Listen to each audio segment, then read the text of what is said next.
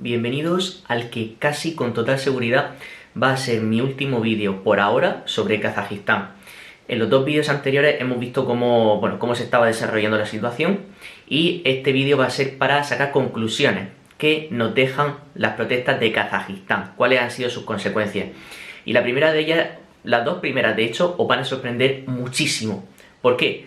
Porque por una parte el Bitcoin cayó un 4% a causa de las protestas en Kazajistán. Y os preguntaréis, ¿pero el Bitcoin? O sea, ¿qué tiene que ver Kazajistán con el Bitcoin?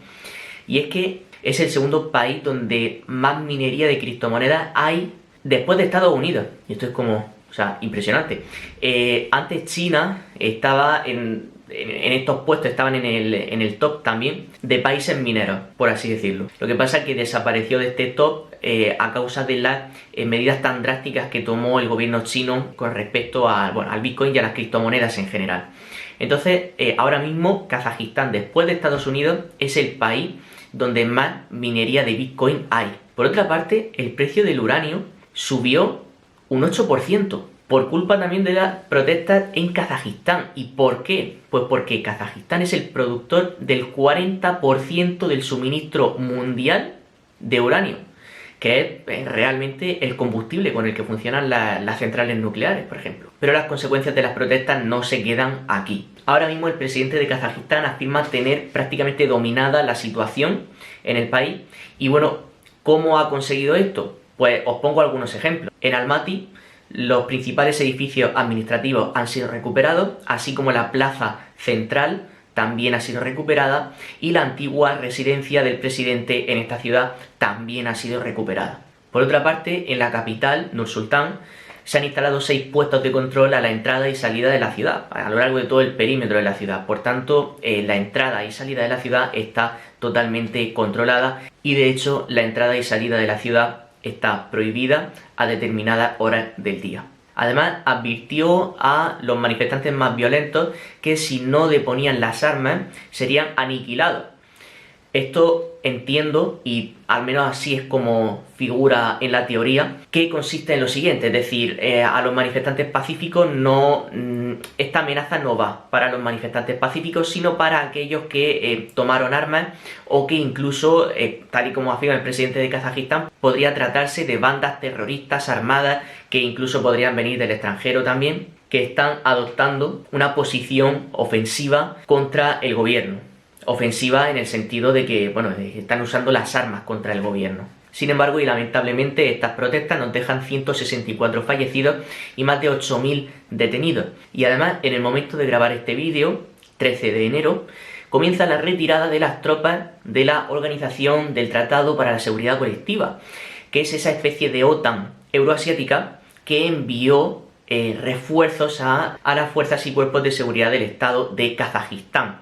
Es decir, este envío de ayuda por parte de Rusia, Armenia, Bielorrusia, etcétera, que enviaron militares para ayudar a los kazajos a controlar la situación. Este contingente de la organización cuenta con aproximadamente 2.500 soldados. Estos soldados están autorizados a devolver el fuego si fuesen atacados. Lo que no van a hacer, o lo que no han estado haciendo, es participar en los operativos de la policía o el ejército kazajo para retomar el control de la situación. No han tomado parte en el conflicto, pero estaban autorizados a devolver el fuego si eran atacados. Su función ha sido principalmente defender las instalaciones militares del país. Así pues, también estas protestas nos dejan finalmente un internet restablecido al 96% en Kazajistán.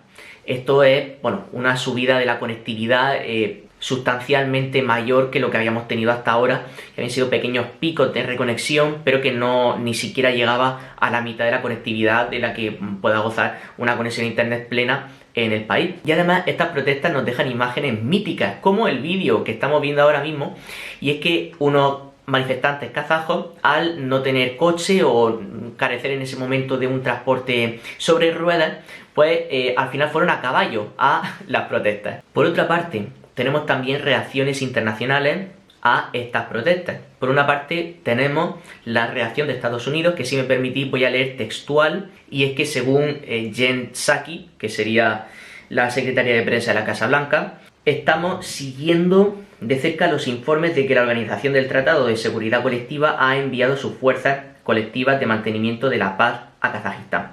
Tenemos dudas sobre la naturaleza de esta solicitud y si fue una invitación legítima o no. No lo sabemos en este momento. Además, añadió que Washington estará atento a cualquier violación de los derechos humanos y a cualquier acción que pueda sentar las bases para la toma de las instituciones kazajas. Por otra parte, también tenemos reacción de la Unión Europea. Y es que el alto representante de la Unión para Asuntos Exteriores y Política de Seguridad, que sería el español Borrell, pues ha mostrado una gran preocupación por la evolución de Kazajistán. También ha criticado la asistencia militar de la Organización del Tratado para la Seguridad Colectiva para evitar situaciones pasadas. No sé sinceramente a qué se refería con esto. Ahora bien, a la hora de sacar conclusiones sobre esto, cabe preguntarse finalmente, ¿estos disturbios han sido naturales o artificiales? Es decir, ¿ha habido simplemente unos disturbios que de forma natural han surgido y se han desarrollado también de forma natural? ¿O se ha aprovechado una situación de descontento general para prender una llama, una chispa,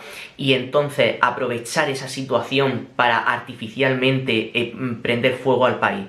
Es decir, estos disturbios entonces han sido instigados y aprovechados por potencias extranjeras. Bueno, pues para empezar a desgranar esto, ya en esta parte final del vídeo, no lo voy a hacer mucho más largo, pues tenemos la reacción que, si me permitís, también voy a leer textual del presidente de Serbia. Según el presidente serbio, detrás de los disturbios de Kazajistán hay agencias de espionaje extranjeras. Añadió que por este motivo resultarán en cientos o miles de muertes y un país saqueado en los próximos años. Vale, estas son unas declaraciones que sin duda van dirigidas de forma indirecta a Estados Unidos y la OTAN, puesto que Serbia tiene, digamos, unas mejores relaciones con Rusia de lo que pues prácticamente cualquier otro país europeo tiene, o al menos de la Unión Europea. Entonces, esto claramente va hacia la OTAN. Sin embargo, y pese a esas sospechas que, bueno, como poder puede ser perfectamente, pero a la hora de seguir desgranando este asunto, también cabe destacar las declaraciones del propio presidente kazajo, según el cual, y cito textualmente, varios terroristas que atacaron el país en las protestas hablaban en otro idioma. Claro, ¿esto a dónde nos lleva? Bueno, pues el único documento multimedia que tenemos a este respecto es el de un grupo de liberación kazajo que pretendía derribar al gobierno, ¿no? Y construir otro país. El problema es que aquí también surge otra hipótesis, y por lo tanto ya tenemos dos hipótesis. Por una parte está la hipótesis de la OTAN, y por otra parte está la hipótesis de la propia Rusia. ¿Por qué? Porque tenemos un vídeo de ese grupo en el que, según se dice, sobre todo lo que es este vídeo, porque esa gente habla un ruso perfecto sin el característico, por lo visto, acento kazajo. Entonces, claro, si hablan ruso y no tienen ese característico acento kazajo, cabe pensar que también ha podido ser Rusia. Yo, honestamente, pretendo poner las dos hipótesis sobre la mesa. ¿Por qué? Porque en este canal yo por lo menos no pretendo ni mucho menos dejar caer que ha sido uno o ha sido el otro. ¿Por qué? Porque eso realmente nosotros, ya lo he mencionado de una forma u otra alguna otra vez, valga la redundancia. Nosotros no vamos a saber quién ha sido realmente, ¿vale? Entonces, partiendo de esa base, pretendo poner sobre la mesa las dos hipótesis que han surgido con el devenir de los hechos. Esas dos hipótesis para que podamos ser conscientes de que ha podido ser cualquiera de los dos, y que en la política internacional, pues, ni los buenos son tan buenos o los malos son tan malos, o mejor dicho, ni los que nos pintan como buenos son tan buenos, ni los que nos pintan como malos son tan malos. Al final la política internacional es un terreno en el que hay pocos amigos de verdad quizás. Hay más intereses que amistades, en la inmensa mayoría de los casos por lo menos. Entonces, todo esto se trata de países hegemónicos tratando de mantener su hegemonía y países que no tienen hegemonía pero aspiran a tenerla, tratando de despojar de la suya a los que sí la tienen. En fin, ¿a dónde quiero llegar con la hipótesis rusa que surge en este momento? Y dicho todo lo cual, por una parte tenemos la opción de la OTAN, que podría estar prosiguiendo o podría haber intentado proseguir si es que hubieran intervenido en este país, si es que hubieran alentado, instigado y impulsado ellos estas protestas, podrían estar tratando de continuar su estrategia aparente de rodear a Rusia. Pero por otra parte, y aquí tenemos un comentario de Entreguerras, un perfil que habla de, bueno, sigue los conflictos internacionales, en el que nos cuentan lo siguiente sobre la hipótesis rusa. Según señalan varias fuentes, en el vídeo los supuestos miembros del Frente de Liberación de Kazajistán parecen hablar a la perfección el ruso y no se percibe el característico acento kazajo. Hay varias personas que indican que este vídeo fue creado por Rusia para justificar la ocupación de Kazajistán o de las acciones del contingente militar de la Organización del Tratado de Seguridad Colectiva contra los terroristas. Cabe destacar que esta no es la primera vez que se demuestra que los servicios de inteligencia rusos hacen este tipo de cosas.